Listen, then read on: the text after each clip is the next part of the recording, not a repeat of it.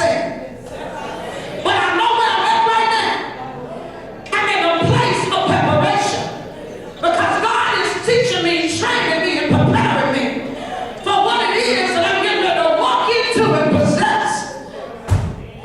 Somebody shout glory in the house. I need somebody to say, God is preparing me. Let me shout this for you. Just give me a few more minutes. I'll be through.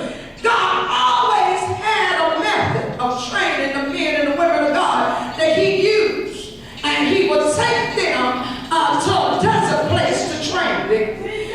That's where God took Moses and trained him. Let's take a pen and put it there and talk to you a little bit.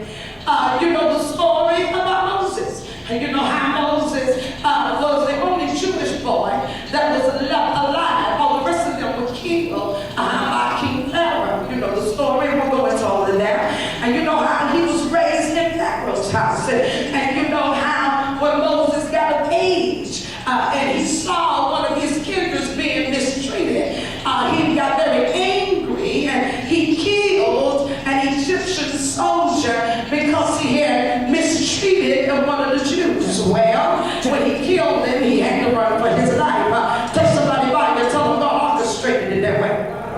Because see, God had to get Moses out of the king's palace because Moses was comfortable. He had one of the best educations anybody could have received.